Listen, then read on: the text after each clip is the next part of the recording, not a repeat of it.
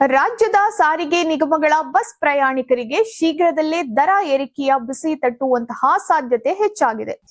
ಇಂಧನ ಬೆಲೆ ಏರಿಕೆಯಿಂದ ನಷ್ಟ ಎದುರಿಸುತ್ತಿರುವಂತಹ ಸಾರಿಗೆ ನಿಗಮಗಳ ಮನವಿಗೆ ಸ್ಪಂದಿಸಿರುವಂತಹ ರಾಜ್ಯ ಸರ್ಕಾರ ಬಸ್ ಟಿಕೆಟ್ ದರ ಪರಿಷ್ಕರಣೆ ಕುರಿತು ಶಿಫಾರಸನ್ನ ನೀಡಲು ತಜ್ಞರ ಸಮಿತಿಯನ್ನ ರಚಿಸಿದೆ.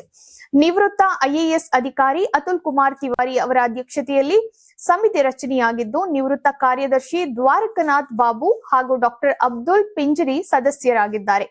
ಈ ಸಮಿತಿ ಕೆಎಸ್ಆರ್ಟಿಸಿ, ಬಿಎಂಟಿಸಿ, ಎನ್ಡಬ್ಲ್ಯೂಕೆಆರ್ಟಿಸಿ ಹಾಗೂ ಕೆಕೆಆರ್ಟಿಸಿ ನಿಗಮಗಳ ಆರ್ಥಿಕ ಸ್ಥಿತಿಗತಿ, ಆದಾಯ ವೆಚ್ಚ ಹಾಗೂ ಇಂಧನ ವೆಚ್ಚವನ್ನ ಪರಿಶೀಲಿಸಿ ಸರ್ಕಾರಕ್ಕೆ ವರದಿಯನ್ನ ಸಲ್ಲಿಸಲಿದೆ. ಇನ್ನು ದರ ಏರಿಕೆಗೆ ಪ್ರಮುಖ ಕಾರಣ ಇಂಧನ ಬೆಲೆ ಹೆಚ್ಚಳ.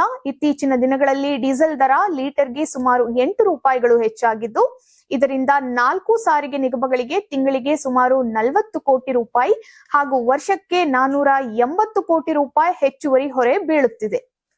ಈ ಹಿನ್ನೆಲೆಯಲ್ಲಿ ನಿಗಮಗಳು ಟಿಕೆಟ್ ದರ ಹೆಚ್ಚಳಕ್ಕೆ ಸರ್ಕಾರದ ಮುಂದೆ ಪ್ರಸ್ತಾವನೆಯನ್ನ ಸಲ್ಲಿಸಿದೆ.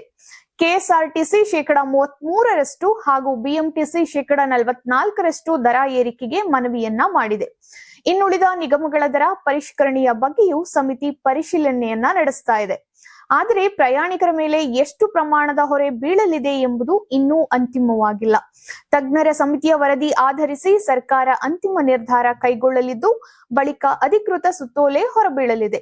ಹೀಗಾಗಿ ರಾಜ್ಯದ ಬಸ್ ಪ್ರಯಾಣಿಕರ ಜೇಬಿಗೆ ಎಷ್ಟು ಹೊರೆ ಬೀಳಲಿದೆ ಎಂಬುದು ಇದೀಗ ಸರ್ಕಾರದ ಅಂತಿಮ ನಿರ್ಧಾರದ ಮೇಲೆ ನಿಂತಿದೆ.